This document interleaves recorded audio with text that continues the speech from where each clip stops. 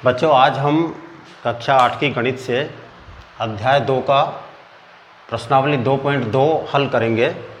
देखिए, सबसे पहले यहाँ पहला प्रश्न हमें दिया गया है कि अगर आपको किसी संख्या से 1/2 घटाने और उसके परिणाम को 1/2 से गुणा करने पर 1/8 प्राप्त होता है तो वह संख्या क्या है। वह संख्या आपको ज्ञात करनी है। हम क्या करते हैं, यहाँ पर कोई भी एक संख्या ऐसी है जिसमें से पहले हमें 1/2 घटाना है और फिर उसके परिणाम को 1/2 से गुणा करना है, और ये सब करने के बाद हमें क्या मिलेगा, 1/8 मिलेगा। तो हम क्या करते हैं, यहाँ पर लिखेंगे माना वह संख्या, क्या मान लेते हैं, x है। क्या है, x है वो संख्या। तो प्रश्नानुसार, अब प्रश्नानुसार क्यों लिखते हैं, प्रश्न में जो शर्तें हमें दी गई हैं उस शर्तों के अनुसार हम काम करेंगे। प्रश्न के अनुसार किसी संख्या यानी वो संख्या x में से 1/2 घटाने पर उसके परिणाम को 1/2 से गुणा करने पर हमें मिलता है 1/8। ठीक है। अब हम क्या करेंगे, ये जो 1/2 गुणा है ये इसे भी गुणा करेगा, इसे भी गुणा करेगा। ठीक है। तो हम करेंगे, इसको पहले गुणा कर लेते हैं। 1/2 को x से गुणा किया तो हमारा हो गया ये x/2 माइनस 1 को 1 से किया तो 1, 2 को 2 से किया तो 4 और बराबर में 1/8। ठीक है। अब हम क्या करेंगे, अभी x/2 को नहीं छेड़ेंगे, इसको ऐसा कैसा रहने देंगे।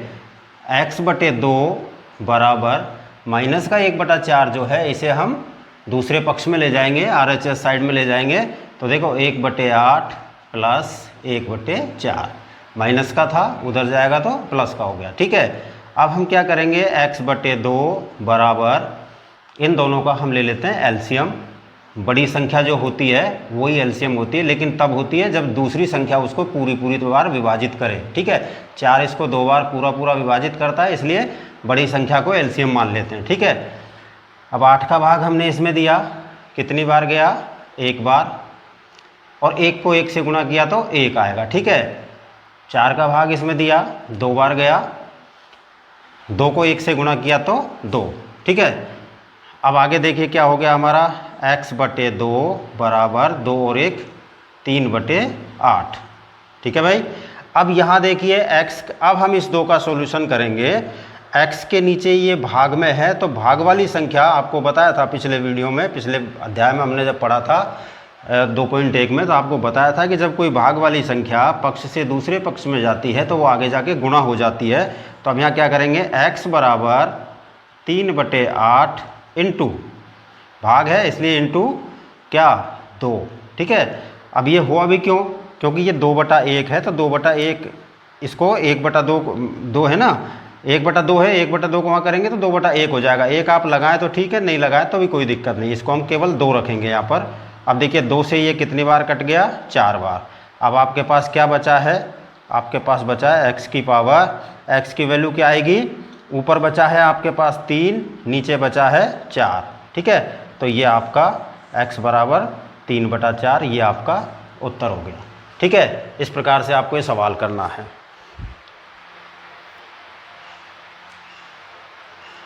देखिए बच्चों, दूसरा सवाल आपका दिया है, एक आयताकार तरणताल की लंबाई उसकी चौड़ाई के 2 गुने से 2 मीटर अधिक है। यदि इसका परिमाप 154 मीटर है तो इसकी लंबाई और चौड़ाई ज्ञात कीजिए। इस तरह से एक आयताकार ये तरणताल है। ठीक है। क्या है, तरणताल है। इसमें बताया है कि इसकी जो लंबाई है, तरणताल की लंबाई उसकी चौड़ाई के दुगने से 2 मीटर अधिक है। किससे, लंबाई उसकी चौड़ाई के 2 गुने से 2 मीटर अधिक है। तो हम यहाँ क्या मानते हैं, हम यहाँ ले लेते हैं माना उसकी चौड़ाई बराबर x मीटर है। क्या है, x मीटर है। तो लंबाई क्या हो जाएगी, अब लंबाई जो है वो देखिए चौड़ाई के 2 गुने से 2 मीटर अधिक है। ठीक है। चौड़ाई कितनी है, x, लंबाई बराबर 2 और x का 2 गुना और फिर उसमें भी 2 मीटर अधिक प्लस 2। अब इन दोनों को गुणा कर दीजिए, यानी कि 2x प्लस 2 मीटर हो गई लंबाई। ठीक है, लंबाई 2x प्लस 2 मीटर हो गई। परिमाप कितना है? परिमाप लिखिए, पूरा लिखिए यहाँ पर, तरणताल का परिमाप बराबर 154 मीटर। ठीक है, यहाँ एक चीज़ और जोड़ लेना इसमें, आयताकार। आयताकार तरणताल का परिमाप बराबर 154 मीटर, क्योंकि एक हमारा ये कैसा है? आयताकार है। ठीक है, अब हम क्या करते हैं, हमें पता है कि परिमाप जो आयत का जो परिमाप होता है, आयत का परिमाप बराबर होता है 2 गुना लंबाई प्लस चौड़ाई, ये होता है। ठीक है, अब हम क्या करेंगे, यहाँ पर देखिए हमें परिमाप क्या दिया है? 154 मीटर। हमारे पास चौड़ाई क्या है? x metre. हमारे पास लंबाई क्या है? 2x plus 2 metre. ठीक है, अब हम इसमें इनको फिट करते हैं। तो देखिए पहले हम क्या लिखेंगे यहाँ पर, 2 गुना लंबाई प्लस चौड़ाई बराबर 154 मीटर। अब 2 का 2, लंबाई कितनी है आपकी? 2x प्लस 2 प्लस चौड़ाई कितनी है? x बराबर 154 मीटर। ठीक है, अब आपके पास दो तरीके हैं, यहाँ आप दो तरीके से इसको कर सकते हो। एक तरीका तो हमारा ये है कि हम इस 2 से इस पूरे को एक बार गुणा कर लें, और अगर आप इसको गुणा नहीं करना चाहते तो ये 2 यहाँ पर गुणा में है, इसका आप इधर लेके जाओगे तो ये यहाँ पर भाग में आएगा। हम इसका भाग कर देते हैं। तो देखिए 2x प्लस 2 प्लस x बराबर 154/2। ठीक है, 2x प्लस 2 प्लस x बराबर, इनका हमने पहले भाग दे लिया, 2 7 14 और 2 7 77 हो गया। ठीक है, अब हम इन सबको क्लियर कर लेते हैं। 2x और एक 3x, 3x बराबर 77 प्लस का 2 इधर जाएगा, माइनस का 2 हो जाएगा। ठीक है, अब देखिए 3x बराबर 77 में से 2 गए तो 75। ठीक है, x बराबर हो गया 75/3 बराबर 25, यानी कि आपकी x की वैल्यू क्या आ गई है? मैं यहाँ लिख रहा हूँ, x बराबर है 25। ये आप याद रखेंगे, x बराबर क्या है हमारा? 25। अच्छा, अब जो x का मान है उसे हम हमारे ये जो मान हमने जो लिए थे इनमें फिट कर देते हैं इनको। तो देखिए सबसे पहले लंबाई ले लें या चौड़ाई ले लें, वो एक ही बात है। x बराबर कितना है? 25। x किसको माना हमने? चौड़ाई को। ठीक है, तो हम यहाँ लिखेंगे, पूरा लिखेंगे, आयताकार तरणताल की चौड़ाई बराबर 25 मीटर। एक उत्तर तो आपका ये हो गया। दूसरा क्या है? लंबाई। लंबाई क्या मानी थी हमने? लंबाई लिया था 2x प्लस 2। तो देखिए 2 गुणा x, x का इसको x ही करेंगे जैसे हमने पहले यहाँ लिया था ना, इस तरीके से। ठीक है, प्लस में 2। अब 2 का 2, x का मान कितना था? 25। 25 हमने यहाँ रखा, प्लस में किया 2, दोनों को गुणा किया 50, और 50 के बाद में ये जो आपका है 25 दूनी 50 और प्लस 2 यानी कि 52 मीटर। 52 मीटर हमारी क्या हो गई? ये लंबाई हो गई। दूसरा उत्तर आपका ये हो गया। इस तरह से आपका दूसरा सवाल यहीं पर फ्री। ठीक है, अब देखेंगे प्रश्न संख्या 3।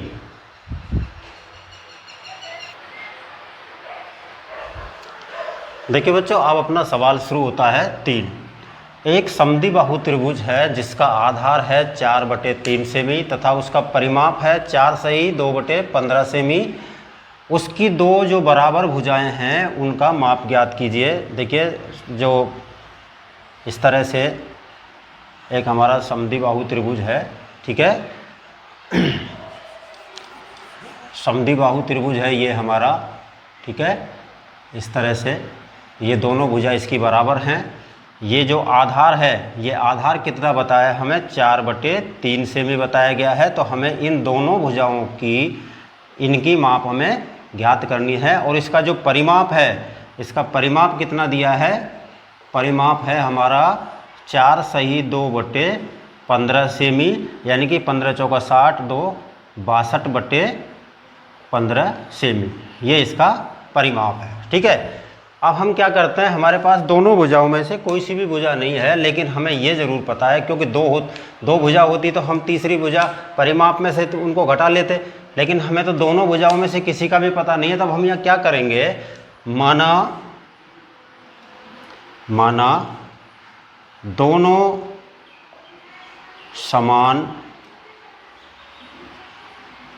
भुजाएं बराबर x सेमी और x सेमी हैं, यानी कि दोनों x नाप की हैं, बराबर होनी है। इसको भी हमने x मान लिया और इसको भी हमने x मान लिया। ठीक है, अब क्या करेंगे, अब प्रश्नानुसार क्या करेंगे हम, देखिए x प्लस 4/3 बराबर 62/15। अब ये बराबर क्यों लिख दिए, क्योंकि परिमाप क्या होता है ये भी मैं आपको लिख रहा हूँ यहाँ पर, त्रिभुज का परिमाप बराबर तीनों भुजाओं का योग, तीनों भुजाओं का योग। ठीक है, अब तीनों भुजाओं का परिमाप क्या दिया था हमें, ये 62/15 दिया है, जो इसका और इसका तीनों भुजाओं का योग है। ठीक है, यानी कि अगर एक बात करें तो हम A से लेकर B तक और B से ले तक C तक और C से लेकर A तक का जो योग है वो है। ठीक है, अब हमारे पास प्रश्न आ गया है, उसी तरह का एक समीकरण बन गई है हमारे पास। तो देखिए क्या करेंगे, हम यहाँ पर लिखेंगे प्रश्नानुसार हमने लिख दिया, यानी प्रश्न की शर्त के अनुसार लिख दिया। तो x प्लस 4/3 बराबर 62/15। अब हम इसे हल कर रहे हैं, दोनों x को जोड़ दिया 2x, इसका पक्षांतरण कर देते हैं उधर, 62/15 माइनस 4/3। ठीक है बच्चों, अब देखिए यहाँ पर बड़ी संख्या, नीचे एलसीएम करेंगे इनका, बड़ी संख्या 15 है। अगर 15 को 3 पूरी बार विभाजित करता है तो एलसीएम क्या ले लेंगे, 15, क्योंकि 3 पंजे 15 होते हैं। ठीक है, यहाँ हम 2x को साथ रखेंगे, 2x बराबर, ये चलता रहेगा हमारा भी, 15 का भाग 15 में दिया, कितनी बार गया, एक बार, 62 से गुणा किया 62। ठीक है, माइनस 3 का भाग दिया, कितनी बार गया, 5 बार, इसको गुणा किया तो 5 चौका 20। ठीक है, 3 पंजे 15 और 5 चौका 20 हो गया। ठीक है, अब देखिए 2x बराबर 62 में से 20 गए तो 42/15। ठीक है, 42/15 हो गया।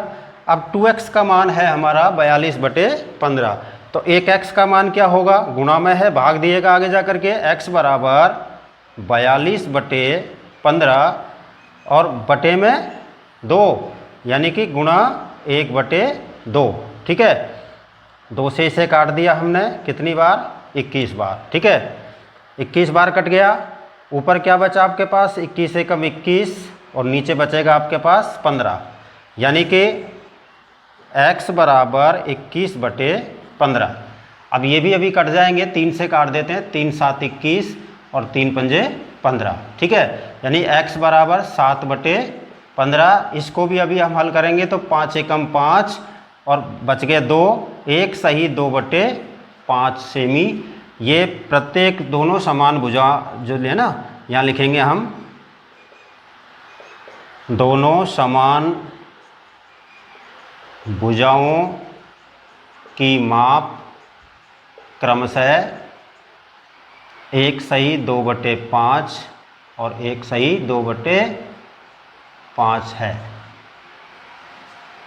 1 सही 2/5 है, यानी कि जो भुजा है आपकी दो बराबर वाली वो 1 सही 2/5, 1 सही 2/5 की नाप की है। ठीक है, ये सेंटीमीटर है, इसके साथ सेंटीमीटर लगा लेना, सेमी और ये भी सेमी। अब देखते हैं प्रश्न संख्या 4।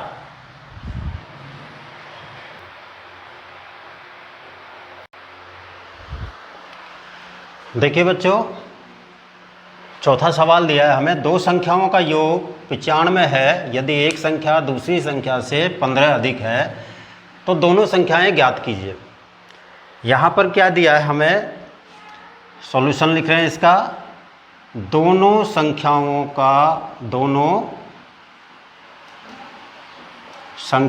का योग हमें पता है कि योग कितना है, 95 है। ठीक है, एक संख्या दूसरी संख्या से 15 अधिक है, तो हम क्या करेंगे, माना पहली संख्या क्या ले लेते हैं भाई, x है। ठीक है, तो दूसरी संख्या क्या हो जाएगी, दूसरी संख्या पहली संख्या से 15 अधिक है, तो दूसरी संख्या बराबर x प्लस 15, ये हो गई पहली संख्या, ये दूसरी संख्या ये, और दोनों का योग 95। तो अब लिखेंगे प्रश्नानुसार x प्लस 15 पहली संख्या प्लस दूसरी संख्या बराबर 95। ठीक है, दोनों x को जोड़ दीजिए, 2x प्लस 15 बराबर 95। ठीक है, पक्षांतरण करिए, 2x बराबर इसे ले जाइए उधर, 95 मीन्स माइनस 15। ठीक है, अब 2x बराबर कितना हो गया हमारे पास, 80 हो गया, 95 में से 15 गए, 80 बच गए। ठीक है, तो x का मान कितना हो जाएगा, 2x बराबर 80 है, तो एक x का तो कम होगा, कम के लिए क्या करेंगे, 80/2 बराबर 40। ये 40 क्या है, x बराबर 40, यानी कि x का मान क्या आया है, 40। x हमने किसको माना, पहली संख्या को, तो लिखेंगे यहाँ पर पहली संख्या बराबर 40, x लिख देते हैं, x बराबर 40। ठीक है, ये हो गया आपका पहला उत्तर। दूसरा उत्तर देखिए, दूसरी संख्या हमने क्या ली, दूसरी संख्या ली थी हमने x प्लस 15, यानी कि 40 प्लस 15 बराबर कितने हो गए, 55 हो गए। ये हो गया आपका दूसरा उत्तर। ठीक है, अब ये सवाल ठीक है क्या नहीं, पहली संख्या को और दूसरी संख्या को जोड़ लीजिए, अगर 95 होते हैं तो ठीक है, 40 और 55 95 होते हैं। ठीक है, इस प्रकार से आपका चौथा प्रश्न कंप्लीट। अब करते हैं प्रश्न संख्या 5। देखिए भाई, पांचवा सवाल है, दो संख्याओं का अनुपात 5:3 है, यदि उनमें अंतर 18 है तो संख्याएं ज्ञात कीजिए। हम क्या करते हैं, हमें ये पता है कि दोनों संख्याओं का अनुपात क्या है, 5:3 है। ठीक है, और दोनों का अंतर अगर करते हैं तो अंतर आता है 18। ठीक है, तो अब हम क्या करते हैं, माना पहली संख्या 5x है, क्या मान लिया हमने, 5 के साथ x लगा लिया, 5x है, और दूसरी संख्या क्या मान ली हमने, 3x है। ठीक है, अभी तक इनका अनुपात डिस्टर्ब नहीं हुआ है, अनुपात अभी भी वही है। अगर हम इनका अनुपात निकालना चाहें तो देखिए 5x/3x कर लीजिए, x कट जाएगा, 5/3 यानी कि 5:3। अभी अनुपात पे कोई फ़र्क नहीं पड़ा है, आप ध्यान से देख लेना। अब हम क्या करेंगे, हमें पता है कि इनका अंतर, यानी कि इस संख्या में से अगर इस संख्या को घटाते हैं तो अंतर 18 आता है। तो हम क्या करेंगे, हमने जो संख्याएं मानी हैं 5x, प्रश्नानुसार लिखेंगे, प्रश्नानुसार 5x - 3x = 18।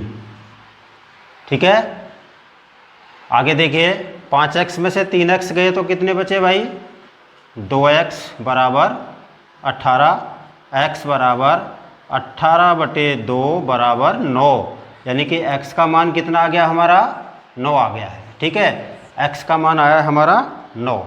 तो पहली संख्या कितनी होगी, तो पहली संख्या हमने क्या मानी थी, 5 मानी थी। अब लिखेंगे हम पहली संख्या बराबर 5x, अर्थात 5x का मतलब बराबर 5 × x और बराबर 5 गुणा 9, यानी कि 5 को गुणा 9 से कर देते हैं, कितना हो गया 45। ये आपका पहली संख्या का उत्तर आ गया। ठीक है, इसी प्रकार से ये पूरी डिटेल मैं आपको समझने के लिए लिख रहा हूँ। 5 गुणा नहीं तो सीधा 5 गुणा 9 करके 45 भी ले आते हैं हम। दूसरी संख्या क्या होगी, 3x है। 3x बराबर 3 गुणा 5 और 3 गुणा 9 बराबर 27। ये आपकी दूसरी संख्या हो गई। अब देखिए मिलान कर लीजिए। पहले तो आप 45 और 27 का अनुपात निकाल के देख लीजिए। 9 पंजे 45, 9 तिया 27, अनुपात में कोई डिस्टर्बेंस नहीं हुआ। दूसरी शर्त हमारी जो है इसमें दी है उसे भी करके देख लीजिए। 45 में से 27 घटा लीजिए, 15 में से 7 गए तो 8, 3 में से 2 गए तो 1, अंतर भी 18। इसका मतलब हमारा सवाल ठीक है। इस प्रकार ये आपका 5वां सवाल हो गया। अब हम देखेंगे सवाल नंबर 6। देखिए बच्चों, सवाल नंबर 6 में दिया है हमें 3 लगातार पूर्णांकों का योग 51 है। सवाल को ढंग से समझ लीजिए। 3 पूर्णांक हैं लेकिन तीनों ही पूर्णांक लगातार हैं। लगातार से मतलब समझते हो 1 2 3 इस तरह से, या 4 5 6 इस तरह से, या हम से कर लें 9 10 11 इस तरह से 3 पूर्णांक हैं, लेकिन तीनों पूर्णांक जो हैं वो क्रम से हैं। ये नहीं है कि 9 के बाद 12 आ गया फिर 15 आ गया, ऐसा नहीं है। ठीक है, तो अब हम इसको हल करेंगे। तो देखिए सबसे पहले हम क्या करते हैं, हमें तो पता ही नहीं है कौन सा पूर्णांक कब से स्टार्ट हो रहा है कितने। तो हम क्या करेंगे, माना पहली संख्या, मान लीजिए पहली संख्या क्या है x है। ठीक है, दूसरी संख्या क्या करेंगे, x में 1 जोड़ देंगे, क्योंकि 1 के बाद अगर शुरू करते हैं तो 1 में 1 जोड़ते हैं 2, 2 में 1 जोड़ते हैं तो 3, इस तरह होता है। तो दूसरी संख्या क्या हो जाएगी x + 1।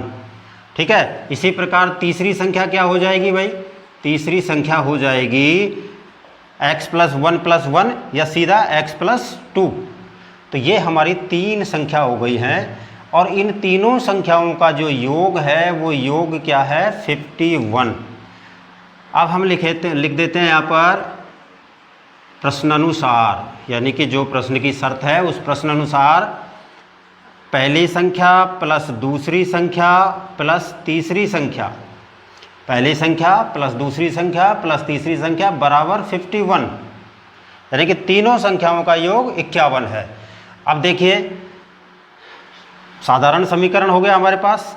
x काउंट करिए 1 2 3, 3x + 1 + 2 बराबर 51। हम यहाँ भी इनको अभी ले जा सकते थे सीधा यहीं, लेकिन एक स्टेप और ज़्यादा लिख लेंगे, कोई फ़र्क नहीं पड़ता।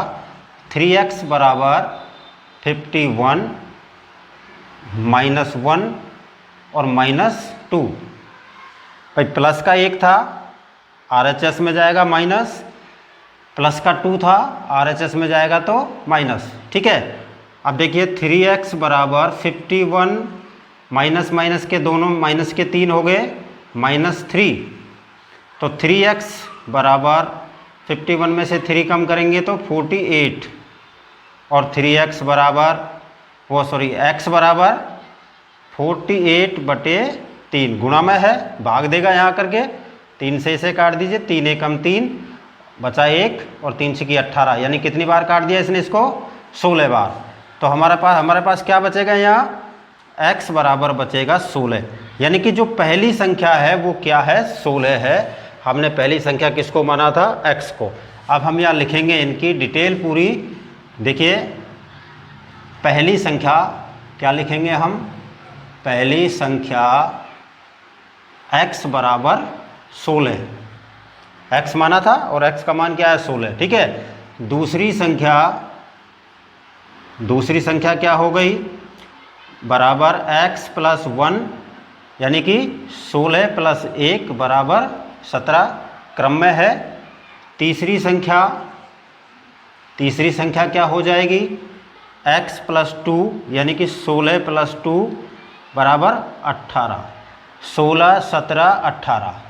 तीनों संख्या लगातार पूर्णांक है, और लगातार पूर्णांक के साथ साथ ये भी चेक कर लीजिए कि 16 + 17 + 18, 8 7 15 और 6 21 का 1 हासिल 2, 2 और एक 3 और एक 4 और एक 5, 51 भी हो गए।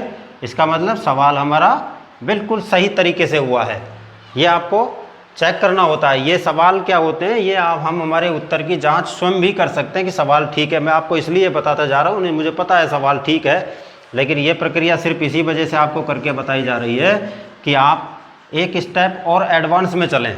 ठीक है, इस प्रकार आपका छठा सवाल हो गया। अब देखते हैं सवाल नंबर 7। देखिए 7वां सवाल, 8 के 3 लगातार गुणजों का योग है 888, तो गुणज ज्ञात कीजिए। 8 एक ऐसी संख्या है हमारी 8 जिसके गुणज शुरू होते हैं, जैसे हम गुणा का गुणज का मतलब होता है जैसे 8 एकम 8, 8 दूनी 16, 8 तिया 24, 8 चौका 32, इस प्रकार से ही वो एक पैटर्न के अकॉर्डिंग है, एक क्रमानुसार एक नियमित गुणधर्म लगा हुआ है इसमें। तो इस तरह से हमको ये करना है। तो हम क्या करते हैं, हमारे पास कोई संख्या नहीं है, हम क्या करेंगे, माना पहला गुणज बराबर x है, x मान लिया। दूसरा उससे 8 अधिक होगा, दूसरा गुणज बराबर x प्लस 8 हो गया।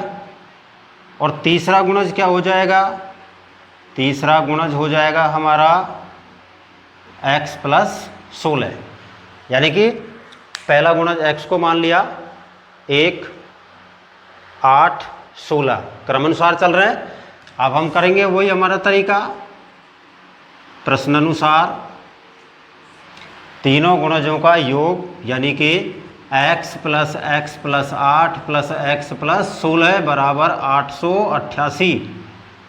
ठीक है, 1 2 3, 3x प्लस 8 और 16 24 बराबर 888। ठीक है बेटा। अब देखिए 3x बराबर 888 माइनस 24 गए अपने पक्ष में, जहां उसे जाना है वो अपनी जगह पे जा चुका है। अब देखिए 3x बराबर 888 में से 24 घटा लीजिए, जल्दबाजी में गलती ना हो, इसलिए इतना सा करने में कोई बुराई नहीं है। आप भी ऐसे ही किया करो, अगर दिक्कत नहीं है घटाने में। 8 में से 4 गए 4 और ये बच गए 6 और ये 864। ठीक है भाई, 864 हो गए हमारे। अब हमें क्या करना है, 3x बराबर 864 है, तो एक x का मान 864 बटे 3 का भाग दे दिया। 3 का भाग देंगे तो देखिए 3 दूनी 6 बचे 2, ठीक है, और 3 8 24 बचे 2 और 3 8 24, 288। ये मान किसका है आपका, x का। यानी पहला गुणज आपका क्या है, यहाँ लिख देते हैं पूरा, पहला गुणज बराबर 288। ठीक है, तीसरा गुणज, तीसरा क्यों, दूसरा गुणज बराबर क्या माना था हमने, x प्लस 8, यानी कि 288 प्लस 8 बराबर 296। और तीसरा गुणज बराबर क्या आएगा, वही 288 प्लस 16, 8 और 6 14 और 8 1 9 और 1 10 और ये 304। अब देखिए 200, अब इनको क्रम से लिख देते हैं हम, 288, 296 और 304। ये आपके तीनों लगातार गुणज हैं इसके। ये आपका 7वां सवाल है। अब हम चलते हैं सवाल नंबर 8 पर। देखिए बच्चों, ये है हमारा 8वां प्रश्न। 3 लगातार पूर्णांक बढ़ते क्रम में लेकर उन्हें क्रम से 2, 3 और 4 से गुणा करने पर योगफल 74 प्राप्त होता है। तीनों पूर्णांक ज्ञात कीजिए। हम क्या करते हैं, यहाँ पर पूर्णांक हैं 3 लगातार और बढ़ते क्रम में है, तो हम लिखते हैं यहाँ पर, माना पहला पूर्णांक x है, तो दूसरा क्या हो गया, दूसरा पूर्णांक बराबर x प्लस 1 और तीसरा पूर्णांक हो जाएगा हमारा x प्लस 2। ठीक है, अब इन्हें हम प्रश्नानुसार कर देते हैं। प्रश्नानुसार x प्लस 2 वो x plus 1 plus x plus 2 बराबर 74। लेकिन 74 बराबर कब होंगे अभी बताता हूँ। इसे गुणा 2 से करिए, इसे गुणा 3 से,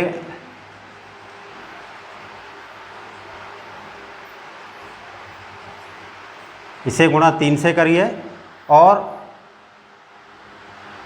इसे गुणा 4 से करिए। ऐसा हमें सवाल में बताया गया है कि पहला पूर्णांक, देखिए ये पहला पूर्णांक, ये हमारा दूसरा पूर्णांक और ये हमारा तीसरा पूर्णांक। पहले पूर्णांक को 2 से गुणा करिए, दूसरे पूर्णांक को 3 से गुणा और तीसरे पूर्णांक को 4 से गुणा करिए, तब 74 प्राप्त होगा। तो हम क्या करते हैं, 2 को x से गुणा करेंगे तो 2x प्लस 3x प्लस 3 एकम 3 प्लस 4x से किया तो 4x प्लस 4 दूनी 8 और बराबर 74। ठीक है, x वाली संख्याओं को लेफ्ट साइड में रखेंगे और जो अचर है यानी जो पूर्णांक है उनको राइट साइड में। तो देखिए 2x plus 3x plus 4x बराबर 74 माइनस 3 माइनस 8, प्लस का 3 था माइनस प्लस का 8 था माइनस। ठीक है, अब देखिए ये कितने हो गए, 4 3 7 2 9x बराबर 74 माइनस 74 में से कितने घटा दिए हमने, 8 और 3 11 माइनस 11, तो 9x बराबर 63। 9x बराबर कितने हो गए 63 और x बराबर कितना हो जाएगा 63 बटे 9, 9 से इसको काटा 7 बार, आंसर आया 7। यानी कि x बराबर क्या आ गया 7। x किसको माना हमने, पहले पूर्णांक को। ठीक है, तो देखिए यहाँ लिखेंगे हम पहला पूर्णांक क्या हो गया आपका 7, दूसरा 7 प्लस 1 बराबर 8 और तीसरा 7 प्लस 2 बराबर 9। तीनों बढ़ते क्रम में हैं। अब 74 कैसे आएगा, पहले को आपने किससे गुणा किया, x के मान को 2 से, तो देखिए 7 गुणा 2 बराबर 14, 8 को 3 से यानी कि 8 गुणा 7 गुणा 3 बराबर 21 और 7 गुणा 4 बराबर 28। ये 3 से ही किया है ना, हाँ 3 से ही, नहीं 8 आएगा, 8 तिया 24, ये 8 तिया 24 होगा, ये 8 से होगा और ये 9 से होगा। 9 चौका ये हो जाएगा आपका 8 तिया 24 और ये जाएगा आपका 9 चौका 36। जोड़ लीजिए 6 4 10 4 14 और 3 3 6 और 1 7, 74 हो गया आपका। ठीक है, इस प्रकार से ये हमारा 8वां प्रश्न हो गया। अब चलते हैं प्रश्न संख्या 9 पर। देखिए बच्चों, ये हमारा 9वां सवाल। राहुल और हारून की आयु, जो वर्तमान आयु है उसका अनुपात है वर्तमान में 5:7 है और 4 वर्ष बाद उनकी आयु का योग जो है वो हो जाता है 56 वर्ष। ठीक है, दोनों की आयु मिलकर के 56 वर्ष हो जाती है। तो वो कहता है कि उनकी वर्तमान में आयु क्या है, ये हमें निकालना है। तो देखिए हम क्या करेंगे, माना राहुल की वर्तमान में आयु 5x है। ठीक है, और हारून की आयु क्या है 7x। ठीक है, आगे कहा गया है 4 वर्ष बाद उनकी आयु क्या होगी, वो तो बाद में देखेंगे। अब लिखेंगे 4 वर्ष बाद दोनों की आयु क्या होगी। सबसे पहले राहुल की देखते हैं। राहुल की आयु बराबर 5x प्लस 4 और हारून की आयु, हारून की भी क्या हो जाएगी, हारून की आयु बराबर 7x प्लस 4। ठीक है, अब इन दोनों का योग 4 वर्ष बाद क्या हो रहा है ये देखिए आप। प्रश्नानुसार यहाँ लिख रहा हूँ मैं, प्रश्नानुसार 5x plus 4 plus 7x plus 4 बराबर 56। ठीक है बच्चों, ध्यान से देख लीजिए, एक बार फिर समझा देता हूँ। माना राहुल की वर्तमान में आयु 5x है और हारून की 7x है। अभी हमने थोड़ी देर पहले जो सवाल किया था उसमें भी यही था, अनुपात वाले सवाल में, क्योंकि अनुपात अभी तक डिस्टर्ब नहीं हुआ है। अनुपात उसी प्रकार है, जो मान अनुपात का ऊपर है वही यहाँ पर है। मैंने आपको पिछले सवाल में ये हल करके भी बताया था। फिर कहता है कि 4 वर्ष बाद, अब 4 वर्ष बाद ये तो है नहीं कि राहुल की आयु बढ़ेगी, 4 वर्ष बाद हारून की भी आयु बढ़नी है। तो हम क्या करते हैं, 5x में भी 4 जोड़ देते हैं, 7x में भी 4 जोड़ते हैं। हमने ये दोनों की आयु में 4-4 वर्ष दोनों में प्लस कर दिया, और प्लस करने के बाद अब हमने प्रश्न अनुसार लिख दिया है कि इस प्रकार के अनुपात में आयु जो है वो 4 वर्ष बाद दोनों का योगफल हो जाता है 56। तो अब हमने इसको लिख दिया प्रश्न अनुसार, लिख दिया प्रश्न के अनुसार। अब हम क्या करेंगे, देखिए अब हम इसे सोल्व कर रहे हैं आगे। 5x + 7x बराबर 56 - 4 - 4। दोनों 4 को राइट हैंड साइड में ले जाएंगे, प्लस के हैं माइनस के हो जाएंगे। अब देखिए 7 और 5 कितने हो गए भाई, 12x बराबर 56 में से 8 घटा लो, कितने बचे, 48 बचे। अब x बराबर 48/12 और 12 एकम 12 और 12 चौका 48, यानी कि 4 आ गया आपका x का मान। ठीक है, अब हम यहाँ क्या लिखते हैं, x बराबर 4 हो गया। अब वर्तमान आयु देखते हैं दोनों की। वर्तमान आयु हमने क्या लिया, 5x। तो देखिए राहुल की, यहाँ लिख रहा हूँ, देखिए राहुल की वर्तमान आयु बराबर 5 × 4 बराबर 20 वर्ष, और हारून की वर्तमान आयु बराबर क्या हो गई, 7 × 4 बराबर कितनी, 7 चौका 28 वर्ष। ठीक है, ये तो अभी आई है इनकी इसके अनुसार। अब हमें इसमें क्या करना है, आपने देखा होगा यहाँ पर हमने 4-4 वर्ष और जोड़ी है, 4 वर्ष के बाद की है ना। तो हम क्या करते हैं, ये 20 और 28 इनकी वर्तमान है, क्योंकि 4 वर्ष बाद की हमें नहीं निकालनी थी, हमें निकालनी थी कौन सी, केवल ये इस समय की, जो इस समय है उसकी वर्तमान में। क्योंकि ये 4 वर्ष बाद वाली, आप कहीं ऐसा ना करें कि आप इनमें मान ना रख करके मान को आप यहाँ रखें, यहाँ नहीं रखना है हमको, क्योंकि ये तो 4 वर्ष बाद की है। ये देखो ये 4 वर्ष बाद की है, इसलिए हमें मान सिर्फ यहीं पर रखने हैं। यहाँ आप कहीं यूँ करने लग जाओ कि 28 और 20 तो 48 ही हुए, ये 56 तो हुए ही नहीं। अब 56 तो 4 वर्ष बाद होंगे, दोनों के में 4-4 वर्ष जोड़ लीजिए, इसकी 24 हो जाएगी और इसकी जो है 32 हो जाएगी। तो आप जोड़ोगे तो 56 वर्ष आएगा। हमें तो वर्तमान पूछा है, उसने प्रश्न में क्या पूछा गया है, उनकी वर्तमान आयु ज्ञात कीजिए। तो वर्तमान आयु ये है। ठीक है, इस प्रकार ये आपका प्रश्न संख्या 9 कंप्लीट। अब देखते हैं प्रश्न संख्या 9 वो 10। देखिए बच्चों, यह है 10वां सवाल। किसी कक्षा में बालक और बालिकाओं की संख्याओं में अनुपात 7:5 है, बालकों की संख्या बालिकाओं की संख्या से 8 अधिक है। यहाँ हमारी पकड़ने वाली बात है, तो कक्षा में कुल कितने विद्यार्थी हैं। देखिए हम क्या करेंगे, यहाँ पर बालिकाओं की संख्या जो है वो कम दिखाई गई है, बालकों की अधिक है, और बालकों की कितनी अधिक है, 8 अधिक है। तो हम क्या करेंगे, यहाँ पर पहले हम माना बालिकाओं की संख्या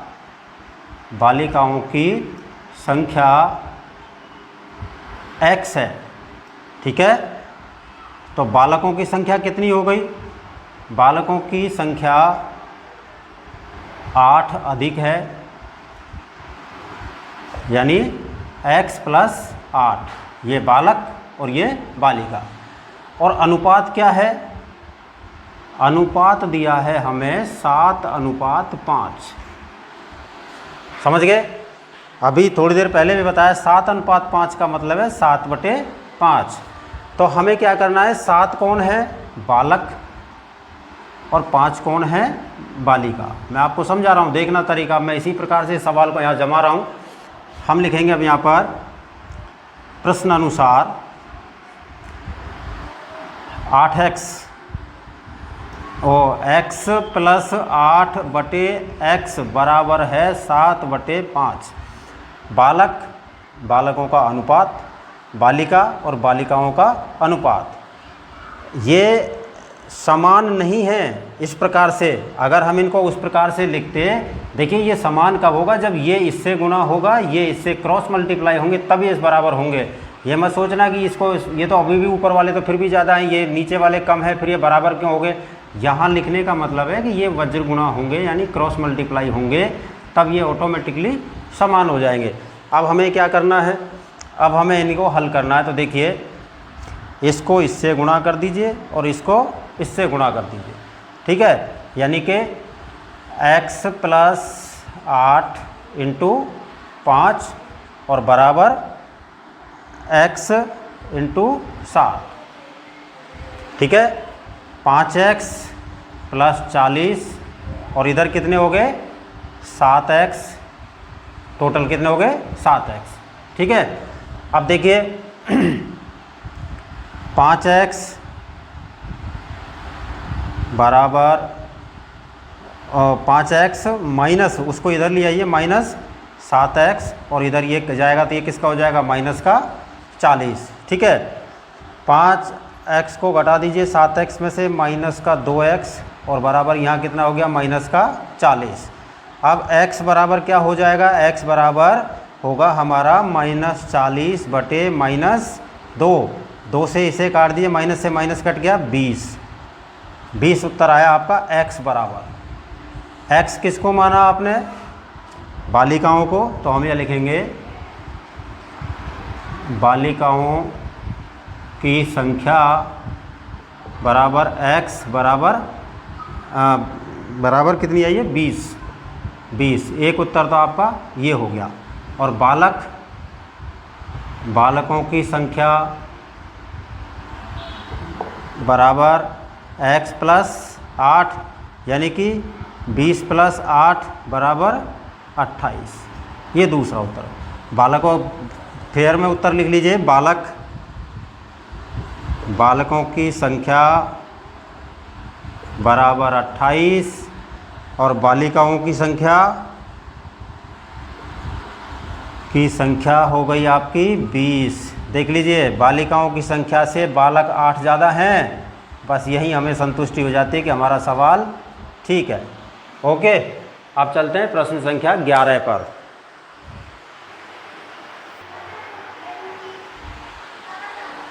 देखिए बच्चों 11वां प्रश्न हमारा, बाईचुंग के पिताजी उसके दादाजी से 26 वर्ष छोटे हैं और उससे 29 वर्ष बड़े हैं।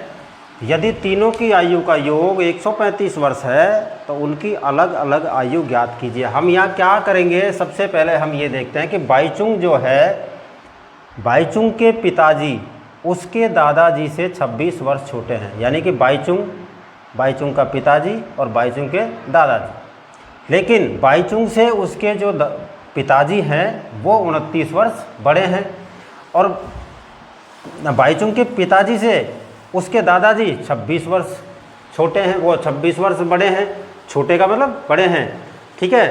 तो हम यहाँ क्या करते हैं, हम यहाँ लिखते हैं कि माना बाईचुंग की आयु x वर्ष है, तो उसके पिताजी, बाईचुंग के पिताजी उसके दादाजी से 26 वर्ष छोटे हैं और उससे 29 वर्ष बड़े हैं। तो अब यहाँ क्या लिखेंगे, बाईचुंग के पिताजी की लिख रहा हूँ अभी, बाईचुंग के पिताजी की आयु बराबर इससे कितने बड़े हैं 29 वर्ष, x प्लस 29 वर्ष, ठीक है जी। आगे देखिए आगे क्या होता है, अब लिख रहा हूँ मैं तीसरी बार, बाईचुंग के दादाजी की आयु बराबर x प्लस, जो दादाजी हैं बाईचुंग के पिताजी उसके दादाजी से 26 वर्ष छोटे हैं, यानी कि पिताजी से दादाजी 26 वर्ष बड़े हैं, छोटे से मतलब बड़े। पिताजी तो 26 वर्ष छोटा है और दादाजी 26 वर्ष बड़ा है, तो हाँ पिताजी की उम्र क्या थी x प्लस 29। अब इस x प्लस 29 में 26 वर्ष और जोड़ दीजिए, प्लस 26 वर्ष। ये हो गई दादाजी की। इस प्रकार से हमारे पास तीनों की आयु हो गई x plus 29, x plus 29 plus 26। ठीक है, अब हम करते हैं इसको प्रश्न अनुसार। बच्चों इसको भी आप अभी एक तरीका और है लिखने का, चलो ऐसा ही रखते हैं इसको, कोई बात नहीं, बाद में देखेंगे। अब लिखेंगे हम प्रश्नानुसार। तो प्रश्नानुसार क्या होगा भाई, तीनों का योग कितना है 135 वर्ष। ये हो गई बाईचुंग, प्लस ये हो गया उसके पिताजी, और प्लस x प्लस 29 प्लस 26, ये हो गए भाई उसके दादाजी। बाईचुंग के पिताजी, बाईचुंग के दादाजी, और ये हो गया उन तीनों की आयु का योग 135 वर्ष। ठीक है, अब हमारे पास वही तरीका है, घबराने की ज़रूरत नहीं है। समीकरण कितनी भी लंबी हो जाए उससे कोई फ़र्क नहीं पड़ता। 1 2 3 यानी कि 3x प्लस 29 प्लस 29 प्लस 26 बराबर 135। जोड़ लीजिए। 3x बराबर, पक्षांतरण कर रहा हूँ, 135 माइनस 29 माइनस 29 माइनस 26, सबको घटा देंगे। अब देखिए 3x बराबर, इनको जोड़ लीजिए, 29 29 58 हो गए, 58 प्लस 26, ये हो गया हमारा 8 से 14 और ये 84। ठीक है, 135 माइनस 84। अब 135 में से 84 कम कर लीजिए, 1 और 13 में से 8 गए तो 5। ठीक है, यानी कि 3x बराबर 51। 3x बराबर 51 हो गया। अब x बराबर क्या हो गया, 51 बटे 3, काट दीजिए, 17 बार कट गया, क्या गया, x बराबर 17। ये एक उत्तर है आपका पहला क्या है, ये पहला उत्तर किसका, बाईचुंग की आयु। बाईचुंग की आयु हो गई। अब हम इनकी आयु को यहाँ प्रदर्शित करते हैं। देखिए, सबसे पहले मैं बाईचुंग की लिख रहा हूँ। बाईचुंग की आयु बराबर x, यानी कि x बराबर 17 वर्ष। ये 17 वर्ष हो गई। या पिताजी लिख रहा हूँ सीधा, पिताजी की आयु कितनी थी, x प्लस 29, यानी कि 17 प्लस 29, 9 और 7 16, 46 वर्ष हो गई। वर्ष लगा लेना इसके भी, 46 वर्ष हो गई। दादाजी की आयु, दादाजी की आयु बराबर x plus 29 plus 26, x plus 29 plus 26। तो देखिए x का मान कितना था, 17 प्लस 29 प्लस 26, सबको जोड़ दीजिए। 9 और 6 15 7 22, 2 2 4 2 6 और 1 7, 72।